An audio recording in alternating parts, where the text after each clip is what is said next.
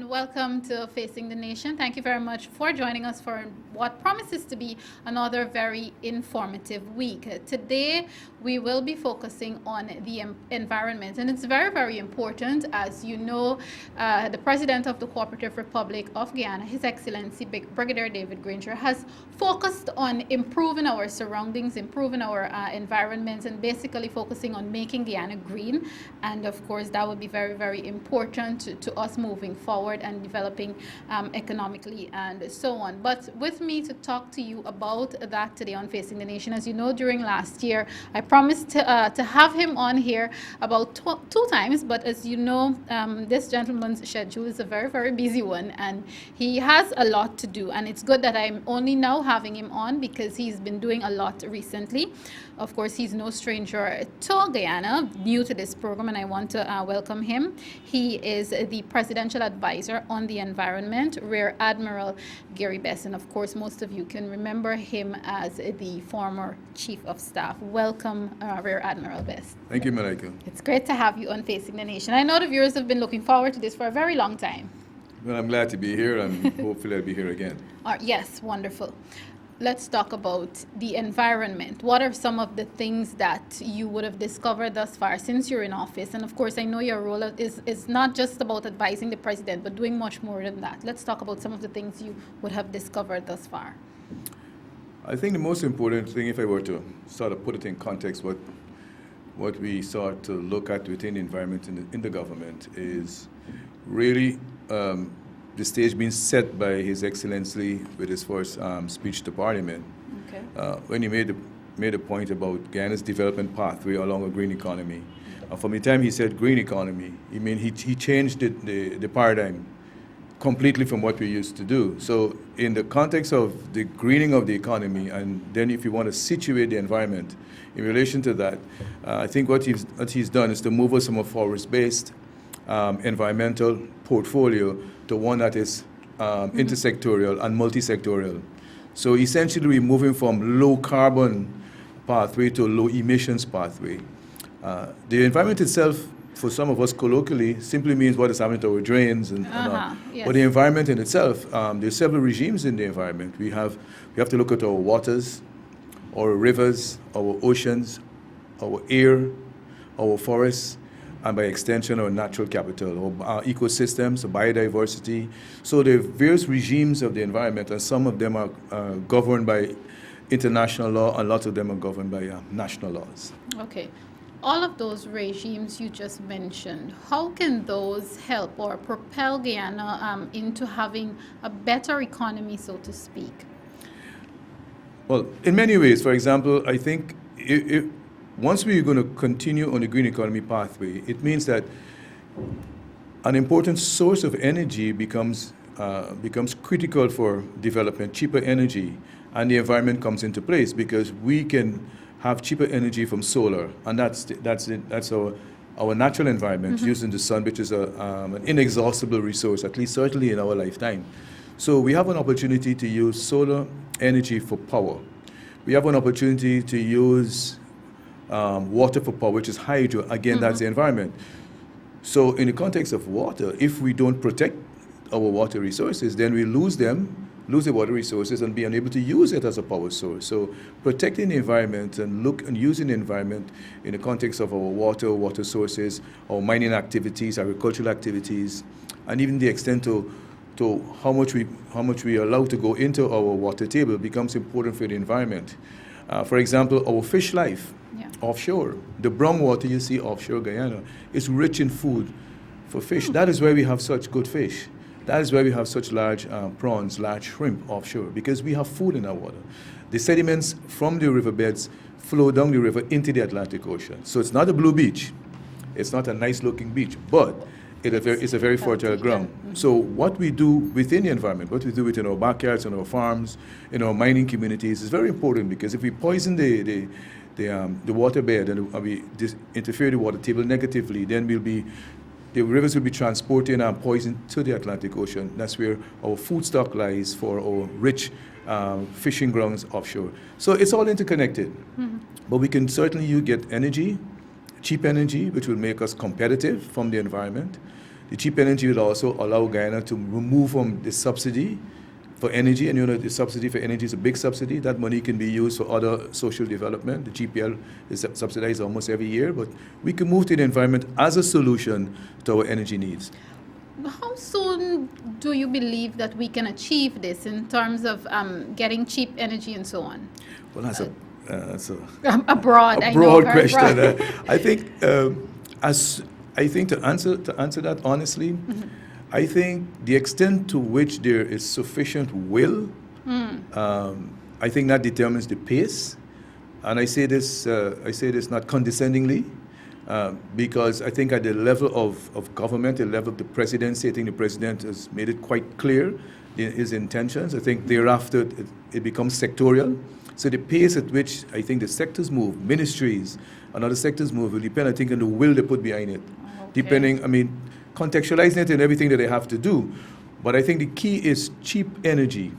Cheap energy is the key, and I think we need to focus, and ministries and other sectors needs to move towards identifying cheap energy sources, and we have the environment to provide that cheap energy source. Solar, wind, hydro. We do have it from the environment. All right.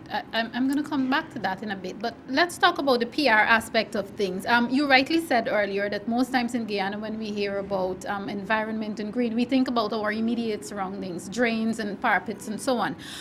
Is there a plan that we can see being put in place to, in a sense, educate Guyanese more on how important their surroundings really are? Because you did talk a lot about the fact that our waters are basically healthy. That's where our food, fish food, come from and so on. Do we need a massive PR plan to get Guyanese to understand that, look, the environment is much more, and this is what we can really get out of it if we all play a role in protecting it? I think we need continuous education, continuous consultation, and continuous awareness. And I think that will come from various levels. I think we need to bring it into the school system formally as a subject, into the school system.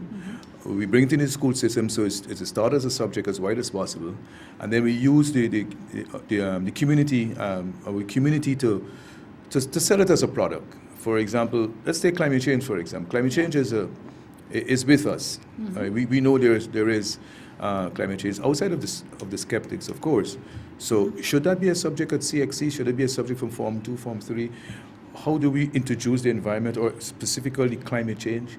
I think those are areas that I'm sure the Ministry of Education may be contemplating. Mm-hmm. So we should introduce it into the school, in the school curricula. Secondly, we should then communicate with student groups, church groups, different youth groups within the various districts. So, for example, we can have climate change officers, not only at the level of the Ministry of Presidency, but at the level of the region. Mm-hmm. So you have a regional climate change officer. They have a local climate change officer working within the townships. Because we have 3 levels of government now. We had 2, the third one is in there, which is the local government, through the mayorship, the municipality. Mm-hmm. So there is ample opportunity to introduce into the municipalities, into the regions, environmental education, environmental awareness, and environmental consultation. So I believe that we don't need policy any longer. I think that's very clear. And the President's speech to the 11th Parliament made it very clear. And many pronouncements. I think we need now implementation at the various levels in the various sectors. Okay. You just said that, yes, it's clear that we don't necessarily need policy, because those, I'm taking that policy to mean statements, that those, they're all out there, yes. All right. As you touched on climate change, what is our current policy on climate change? And how does it really work?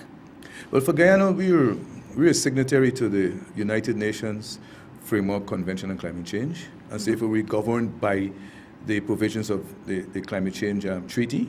Okay. And in that provision and those provisions that relate to Guyana, we are required to ensure that we do not produce climate change negatives, but climate change positives. Okay. So the green economy pathway that has been articulated by the President allows for a total climate change solution for Guyana, as opposed to a single climate change solution before with the forests. Mm-hmm. So we already indicating and making a great contribution once we continue along this pathway to climate change. So we're going to climate change solutions. So in that context, once we reduce emissions across our sectors, which is the plan, across our sectors, not only the forest, maintain a forest cover, but the transportation sector, low emissions in transportation sector, low emissions electrical sector, energy conservation, energy reduction, energy preservation, Once we move into all the sectors, reducing the amount of paper we use, we save forests, we go to e-governance. We send emails and send documents across the network rather than printing large volumes of paper. Once we go into low emissions, I think we'll be making a significant contribution to climate change, so as a climate change solution. Secondly, Guyana is not required to mitigate, so to speak, climate change because we're not singularly nor collectively responsible for climate change. However, in the new climate change agreement, Guyana has indicated that it will do as best as it can to mitigate. And we've submitted a mitigation plan to the UNFCCC.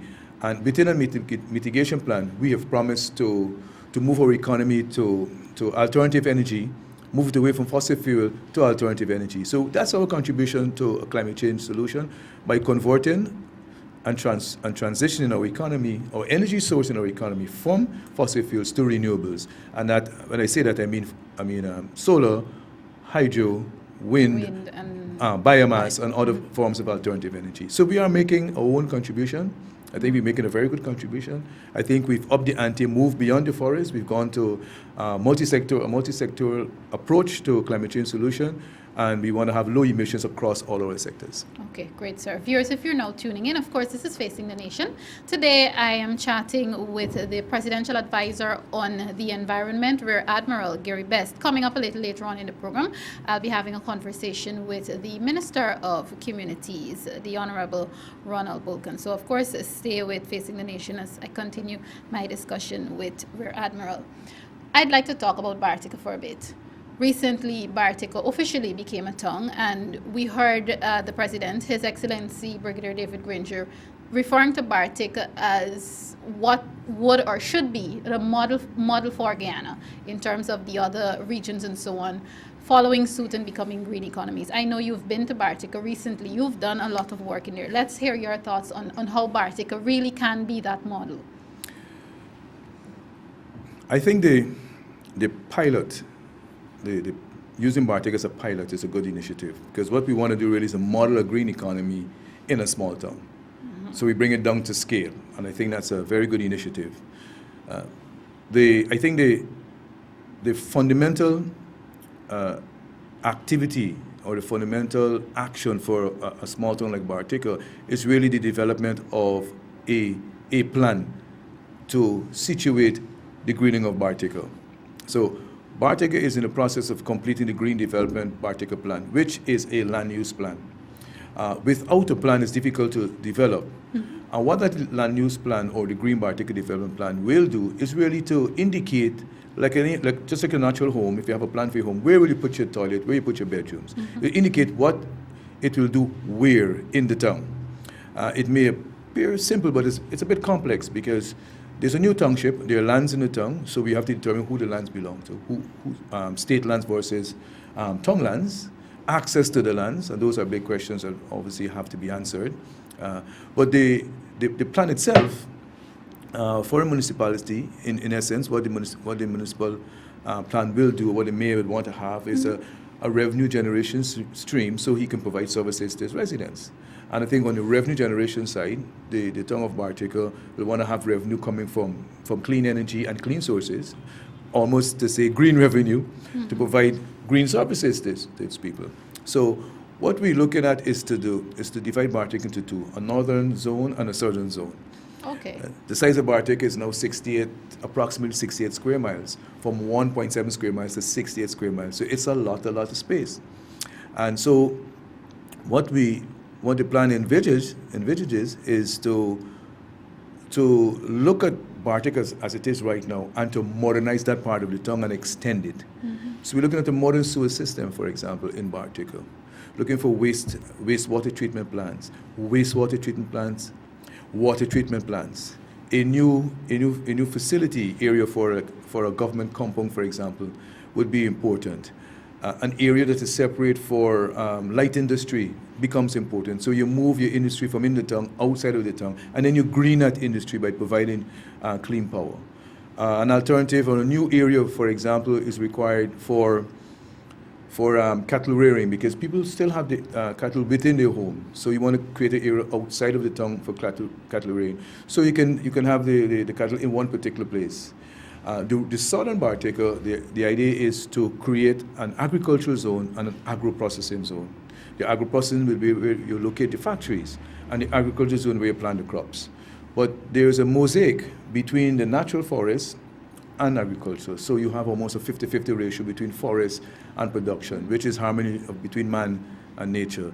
So those are some of the key areas in the development plan that Bartica will have to look at. And there are several watersheds within Bartica. So they don't have to destroy any watershed. They don't have to look for water, just to maintain the watershed and to plant within the watershed. And therefore, when you look at it from above, you should see forests and agriculture. Yeah. You should see buildings and green spaces. So really and truly, it's a harmony of man and nature. That is the example and the model Bartica can be for the rest of Guyana. In terms of energy, I think it's a good opportunity for Bartica to perhaps have an independent power supply system, and because it's off the grid already, even though it's GPL owned, go independent and go to alternative energy and demonstrate to Guyana that the energy will be cheaper, it will be cleaner, and there will be no subsidy required for the community. And if Bartica can prove that, then all the rest of tongues in Guyana can have a replica of what it has and reduce almost immediately our dependence on fossil fuels, and more importantly, the large subsidy that we have on fuel and energy for Guyana. Is there another tongue that you see can follow very quickly on the heels of Bartica as Bartica begins to become this model? Is there another specific tongue or community or region that you think can possibly get there as soon as possible? I think Linden is a good tongue. I think Linden can do that. Linden also has an independent power supply system, but it's based on fossil fuel. So I think they can convert to solar. They can receive power. Even the Yarrowcabra area, for example, there's a lot of wood waste out there. You can have a biomass plant somewhere in Yarrowcabra, feeding energy back to Linden, and therefore energy becomes very cheap in the community, and therefore its manufacturing sector becomes more competitive. But at the same time, as I said in Bartica, the tongue, there's a requirement for rezoning in the tongue, because you'll need new building codes, because you need to climate proof your buildings, you need to retrofit. I think Linden will require the same thing. We've seen some of it in Georgetown. Right now we'll have it, we're moving persons from Stable Square to relocate them, because all public spaces, we should have access to all public spaces. All of us should have access to the public spaces. It can't be just a determined group of persons who will have access to public spaces. Okay. So I think the issue that comes up in Linden and in Bartica and these towns is having access to public spaces. So there must be some retrofitting, rezoning, climate proofing of buildings, and I think Linden is a good place, I think, a good tongue that can follow Bartica. And then there's a natural connection along the road, the Bartica-Patara Road, to get into Linden. The two tongues can have their own conventions. The one that should follow after that is Madio. That's not yet a tongue. I think Madio become a very interesting one, because even though it's not that forested, the tongue itself, it's right within our El Dorado, so to speak, or treasure. And I think that would present some significant challenges that we look forward to conquering, and actually developing a development plan and a land use plan for a tongue like Madio when it comes in stream, hopefully next year. Yes, and I mean you're saying so much here, and it really gives us the picture of where Guyana can be if we utilize our natural resources in a proper manner and a guided manner. Let's talk about, because saying all of that, let's talk about the role of the Environmental Protection Agency. How does that work, and how does it function under the actual act? Well, the EPA is nested within the Ministry of Natural Resources. It's not within the Ministry of the Presidency. So in our context, I can't say I'm up to date with its day-to-day functions. It's with the Ministry of Natural Resources. Okay. It's a protection agency. It's not an agency. It's part of environmental protection, but it's nestled with the Ministry of Natural Resources, which essentially is dealing with extraction. Okay. But I think the EPA, the Act itself, I think it's the Act has been out there a while. I think we're at a point where we should revise the Act and upgrade it to meet more new international standards, but it doesn't mean it's defective and it can function. I think also that the EPA is also an agency that can be self-funding. I think they have sufficient capacity to self-fund. I don't think it really requires a subvention. I think that I would say that the EPA itself, because it's been there quite some time, requires some restructuring, and I'm sure that may be some of the plans within the Ministry of Natural Resources, though I can't speak for the Ministry of Natural Resources. But we do have the legislation to protect our natural resources, and that's the EPA itself. We do have legislation. The extent to which they are able to execute that mandate, I'm not in a position to really speak exhaustively, because it is outside of the Ministry of the Presidency. Okay. But I do know that's the national body, and we all look forward to the EPA getting out there and get the work done. Okay, all right. So, in essence, you are confident that the development of a green economy can lead us to the good life, because we know that's what His Excellency would have been preaching for a very long time. Yes, I am confident it will lead us to a good life, but I should add that the townships, or the townships that we now have, present a wonderful opportunity for a new type of governance structure, because these towns can contract. These towns can be sued. They can sue. The president made it very clear they can enter their own contract. They themselves can enter into public-private partnerships. They can issue municipal bonds. They can look at different financial instruments. So I think we have an excellent opportunity, and I think the government is very clear. Maybe the Minister of Communities may say something about this when he gets here. I think the government is very clear in allowing the towns to build, to develop themselves. And above the townships, you have capacity support, capacity building coming from the ministries. So I think it will be the will of the municipality, the leadership of the mayor, and the work of the town clerk. I think we're in an excellent position to go ahead and get that good life.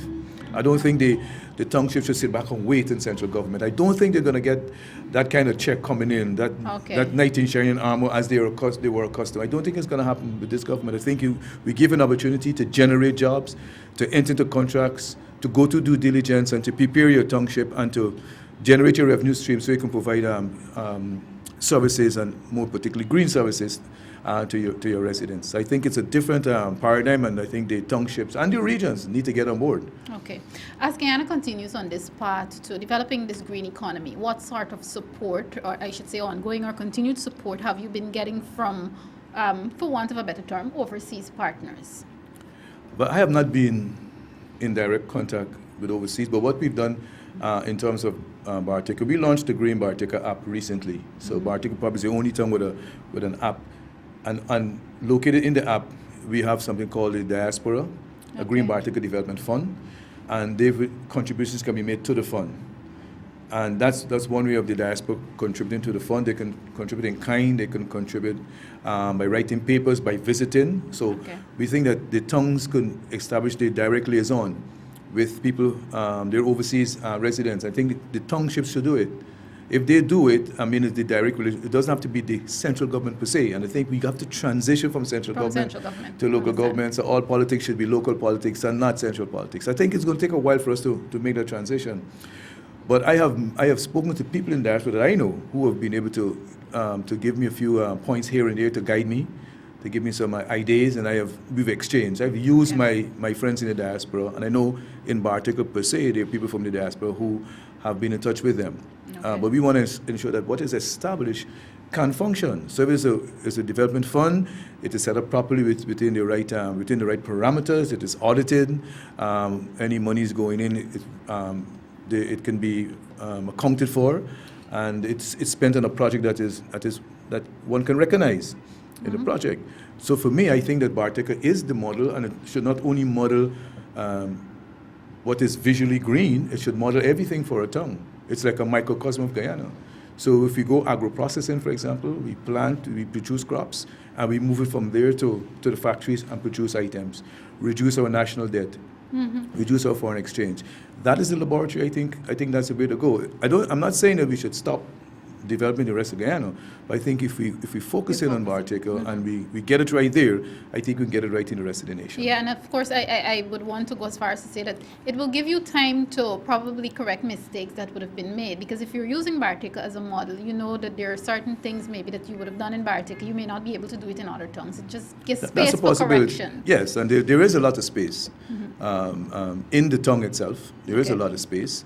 I think maybe the biggest challenge is changing of attitudes, changing the way humans behave. Because in Bartica, for example, they're accustomed to repairing trucks on the beach. Now, a beach is a natural resource for everyone, so you can't really repair a truck on the beach.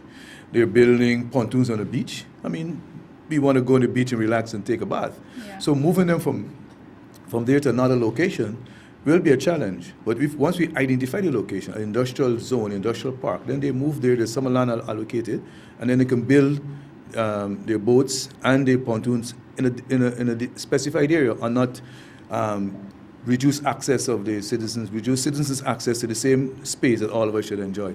So I think consultation, awareness, and grievance mechanisms will be important. I say grievance particularly is important. We must not forget that we may have to compensate some persons. Okay. We have to have a grievance mechanism, and sometimes it's not only in words, it's in cash or in alternative resources. If we switch out to, let's say, electric vehicles, what happens to persons what happens to the current vehicles? Do they retrofit the vehicles to become hybrid? Who's going to pay for it? So there are things like that. We have to have grievance mechanisms also as we go along, greening Bartica and greening Guyana by extension. I know. I have to begin to prepare to wrap up my very informative discussion with Rear Admiral Gary Best. But before I do that, sir, you talked about one challenge in particular that's in Bartica, where people are building pontoons and repairing trucks on the beaches and so on. Apart from that, are there any major challenges that you may probably like to identify at this time? And maybe as Guyanese, we can do our bit to help along, because at the end of the day, all of us will benefit from this green economy. Are there challenges that you would probably like to identify at this time that we can probably chip in as the general public to help? If I'm to speak for the wider nation, yes, I think we should look at our waste disposal. All of us can look at our waste disposal, and I think if we start to think about separating our waste, we start to think about composting. Once we go to composting, we use that waste right in our yards as fertilizer. I think if we do that, we'll reduce our waste by almost 25%. 25% less waste will go to the landfill site. Because once you compost, you're breaking down all your browns and your greens. So if you separate your meat kind in your waste, and you just leave all your browns and your green, your tea bags, your banana skins, and so you keep them separate. You just add a little bit of soil and you compost it. You can it's a decomposition process, but then it becomes almost fertilizer, and you use it in your garden. That's almost 25% of your waste. So I think I would advertise and advocate rather that households should start thinking about composting, and we should have a composting program. It's a simple education, so all homemakers, I almost said housewives, all homemakers should be able to move towards composting and reduce the amount of waste that is going to their own bins and by extension to the landfill sites. I would say let's have a national composting exercise. Great, sir, and I'm sure that shouldn't be difficult for us to start adopting. I'd like to certainly not. Thank you very much for coming on Facing the Nation. It certainly was a pleasure. I learned a lot. The viewers learned a lot. And viewers, I should also tell you that Rear Admiral has committed to having persons who are working within his office as it relates to greening Guyana and getting a better life through a green economy. He has committed to have those persons come and tell you a little bit more about what's happening in Rear Admiral Best's office regarding improving our environment. So in the few weeks to come, you can expect to hear more about the environment and his work and his office, the work of his office, as we continue. So thank you very much for being here, sir. It was certainly a pleasure. You're welcome. Thank you too. All right. Viewers, this is Facing the Nation. Stay tuned. On the other side of this very quick break, I'll be chatting with the Minister of Communities, Mr. Ronald Vulcan. Stay tuned.